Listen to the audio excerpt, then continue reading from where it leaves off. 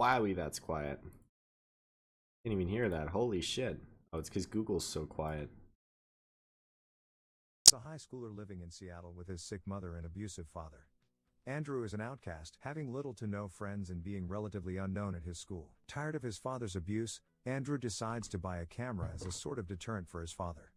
Andrew tells his father that he'll be recording everything from this point on. Andrew visits his bedridden mother, Karen, and she wishes him a good day at school. Andrew's cousin and closest friend, Matt, picks up Andrew, and they both head to school. Matt gives Andrew nuggets of wisdom from philosophers he's been reading on, and Andrew teases him. Andrew spends some time recording his school, showing the camera where he eats and hangs out. Some teenagers bully Andrew and take his camera away, teasing him. They eventually give it back after ridiculing him. On their way home, Matt invites Andrew to a party, but Andrew declines. Matt is adamant about making Andrew come, thinking that some time outside can be good for him. Andrew reluctantly agrees. At home, Andrew looks through his recording when his father, Richard, barges in. Richard smacks Andrew across the face, pushing him to the floor. Richard angrily tells Andrew that he's to do what he's told. Matt and Andrew later arrive at the party and split up. Andrew records the party, seeing people having fun and dancing. He then spots Casey, a girl who also records her day for her vlog. Matt steps in and awkwardly tries to impress Casey, again dropping philosophical jargon. Andrew gets into some trouble when a guy accuses Andrew of filming his girlfriend. Andrew steps out of the party and heads to the parking lot. He cries as he cleans the dirt off of his camera. Steve, the popular kid, running for class president, calls out to Andrew and invites him to join him and his friends. Steve says he and Matt had found something in the woods and asks Andrew to film what they've discovered. Andrew joins Steve, and they arrive at a hole in the middle of a clearing. They hear strange sounds coming from the pit, and Steve dives in to explore. They explore deeper into the hole and find a cavern containing a massive glowing crystal. It starts humming, and everything begins shaking before turning black. Several weeks later, Matt, Steve, and Andrew are in a backyard where they throw a baseball at each other. When Matt throws the ball at Steve, the ball swerves right and hits Steve sideways. Matt then throws the ball at Andrew, and Andrew stops the ball midair with his mind. Andrew's nose starts bleeding, and he drops it. The three then play with Lego pieces inside and levitate the pieces without touching them. It appears that the mysterious crystal has given them the power of telekinesis. Later, they decide to return to the hole but see dirt has wholly filled it in. Authorities also arrive and tell the boys to keep away from the spot. On their ride home, Steve and Andrew talk about their families. Andrew tells Steve about his mom, and his father who used to be a fireman. An accident had injured Richard, and he now stays at home and collects insurance checks from the government. Steve also shares some problems at home with his parents. At home, Andrew practices levitating his camera. He hears his father on the phone, begging someone for more medical aid for Karen. Richard says he can no longer afford Karen's medication, but her situation is getting worse. The next day, Andrew takes Karen out for a stroll in the marina, and the pair enjoy a lovely time out. Later, the boys are again outside, practicing their powers, throwing stones at a lake. Andrew asks Matt if he likes him, and Matt says he does, but he used to find Andrew hard to communicate with. Andrew then asks him if he thinks they can do more with their powers. At school, Matt theorizes that their power is equitable to a muscle that they have to improve for it to get stronger. The night before, he says he could lift up his bed off the ground without getting a nosebleed. If they lift something up too heavy or try to do something too complicated, it would strain their power and their nose would start to bleed. He suggests a slow progression to improve their strength. Andrew then suggests heading somewhere public to practice their abilities, and they decide to do it at a supermarket. They each begin messing with people, doing harmless pranks. Andrew makes a grocery cart roll away, Steve scares a child by levitating a stuffed animal, and Matt tries to get a piece of gum out of a person's mouth but ends up whacking them instead. At a diner, Andrew tries stabbing Matt with a fork to show how their powers can even protect them from sharp objects and projectiles. Andrew then manifests an image of the bird. Harry Osborn in Harry Potter? Or not Harry Potter, Jesus Christ, in Spider-Man? Wasn't he the kid that needed the blood? Right? And Mary on his pancake pate, scaring one of the waitresses. The boys are having a fun time, using their powers foolishly. At the parking lot, Steve tries pranking a woman. He successfully moves her car to a different parking spot. Matt and Andrew are impressed, noting that this is probably the heaviest any of them have ever lifted. Steve's nose starts bleeding profusely, but he maintains he feels fine. The woman returns, and they all laugh at her confusion. Later, they're on a drive home when a truck behind them starts honking. Andrew steps in, aiming to make the pickup truck swerve a little, but ends up putting too much force. The truck veers off the road into a ravine and falling into a river. The boys rush out to help, and Steven dives into the water to retrieve the driver. They then call the police. Steve is visibly shaken by what happened, and Matt confronts Andrew. Andrew seems aloof and distant as Matt talks down to him, saying he's put someone in grave danger. Matt says their powers are getting stronger and harder to control and proposes implementing rules. The following day, they meet up with Steve at a landfill and see that he's levitating above them. He encourages them to try it out. Matt goes first but has trouble getting himself off the ground, faceplanting several times. Andrew tries next and gets himself up, ecstatic that he can float. He joins Steven, and they both cheer. Later, the boys are soaring through the clouds. They all speed through the sky, flying past one another at neck-breaking speeds. They even start throwing a football, catching it midair. Dude, that's They sick. slow down, What about a floating plane, though? above when a plane suddenly flies past them. Steve gets knocked out, My brain and is Andrew huge. flies in to save him. He grabs Steve, but they keep falling. Andrew slows them both down seconds before hitting the ground, and they both end up unscathed. Matt joins them, and they all start laughing and cheering among themselves, elated knowing they're the first humans to fly. They then gather for a sleepover at Steve's house, and Andrew tells them that the day has been the best day of his entire life. The next day at school, they plan to go on a trip around the world, flying to their dream destinations. Steve says he's planning a weekend trip It'd take to a Hawaii, long time, and though. Andrew says he wants to go to Tibet, thinking how beautiful It's and like tranquil 6-hour it is, flights. saying that the monks there have achieved a high level of enlightenment. Matt later meets with Casey, handing her a donation. He says it's for the drought she mentioned in one of her vlogs. Casey then tells Matt he can just mail it in himself. Casey asks Matt the reason for his sudden change, saying how he used to be too smart to hang out with, and now he seems to care much for world issues and starts hanging out with people. Matt says that he's changed now, and he has a better understanding of people. He tells Casey he wants to hang out with her too, but Casey closes the door on him.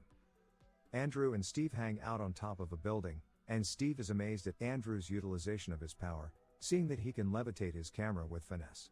Andrew then says that he's been lonely for a long time before they got powers. He didn't even hang out with Matt that much, even though they're cousins.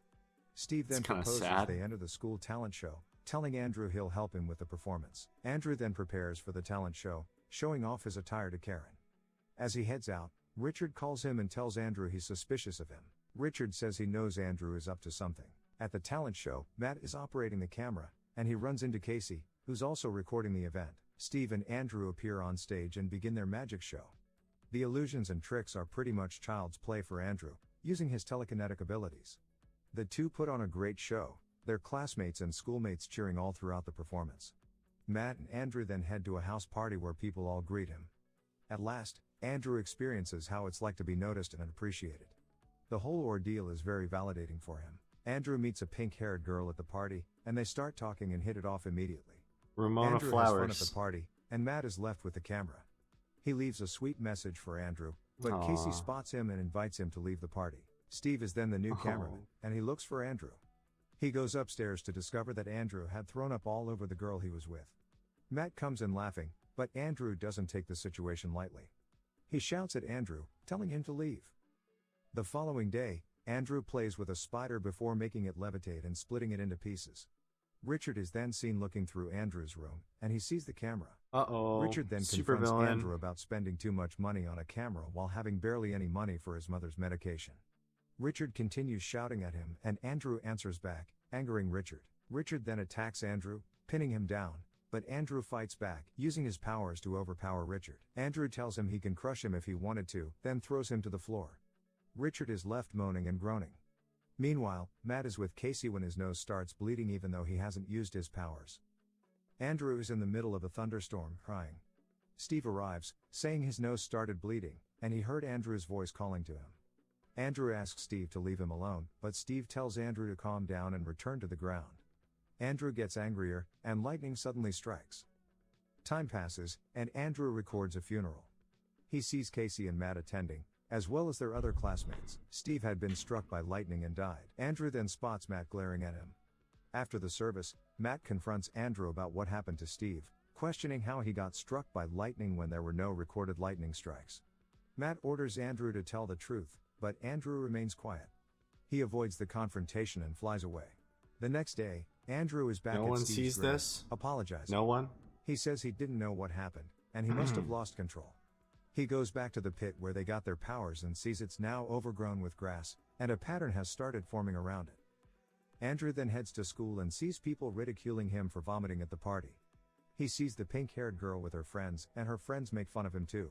The bully also teases him, mimicking him vomiting. Andrew is overcome by anger. He approaches the bully and pulls several of his teeth out. At a bathroom stall, he shows the camera the pieces of teeth and describes how he took them. At a junkyard, Andrew talks to his camera and speaks about evolution and the concept of an apex predator. He talks about how predators don't feel guilt when killing their prey and how humans don't feel guilt when stepping on ants or squishing flies and mosquitoes. He equates himself as being a human apex predator.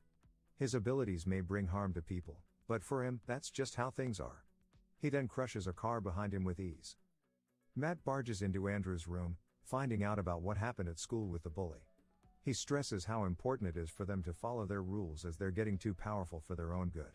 Matt then warns Andrew that he'd have to step in if Andrew doesn't stop harming people.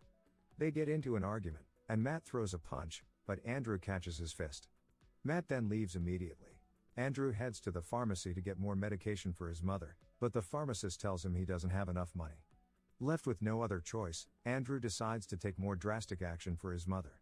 He takes his father's old firefighter suit and goes out to forcefully take money from people. He first targets the men on his street who always make fun of him. He blasts all of them away, smashing them into cars and onto the asphalt.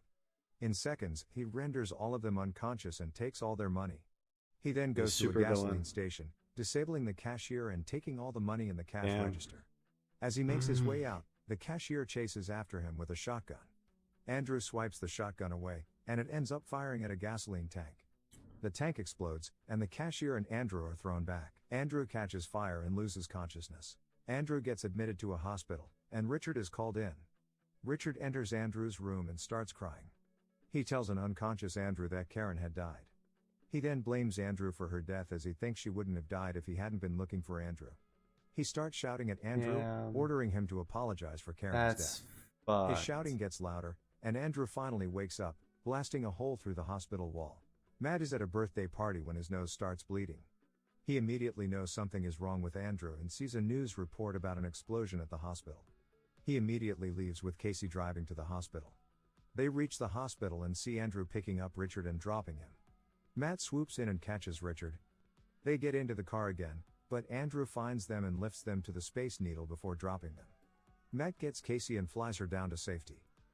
People are recording everything on their cell phones, and police and medical personnel scramble to handle the situation. Matt flies up to Andrew, trying to calm him down and convince him to stop. Andrew says he has always been treated terribly, and this is his chance to take revenge on everything that has happened to him. Matt promises that he'll help change his life and tells him they could run away and start a new life. Matt continues speaking, but Andrew throws a bus at him. Andrew then lands at a building, and Matt gets up to fight back. Andrew and Matt fight, getting thrown all over the city. They smash through roads, cars, buildings, apartments, and houses, not showing any signs of slowing down. They throw vehicles at each other, Andrew having no regard for human life. Matt still tries to convince Andrew to stop, but the police surround them. Matt gets shot, and Andrew blasts the police back before flying away. They both land at a plaza in front of a building, where the police surround them again. Matt begs Andrew to stop, but he doesn't listen. The police open fire, but Andrew stops all the bullets. Andrew then starts shouting, and the buildings behind them shake violently. Glass and concrete crack, and debris rains on them. Matt pleads with Andrew not to hurt the cops, but Andrew is too far gone. He realizes there's no other way but to kill Andrew. Matt takes the statue behind Andrew and aims a steel spear at him before impaling him through the chest. Everything falls quiet, and Andrew hangs lifeless in the middle of the plaza. Damn. The police approach, but Matt flies up and escapes. Time passes, and Matt is seen flying above snowy mountaintops. You're a hero. He talks to a Why? camera as if it were Andrew, and he points it at several Tibetan monk temples. He leaves, saying farewell to Andrew. Subscribe to watch more videos like this. Turn on notifications. What kind of ending is that? What? That's dog shit. Listen. The police open. Wait. That kind of sucks. That's kind of sad though. He didn't even get like helped. How did he live? How do you survive that? All right.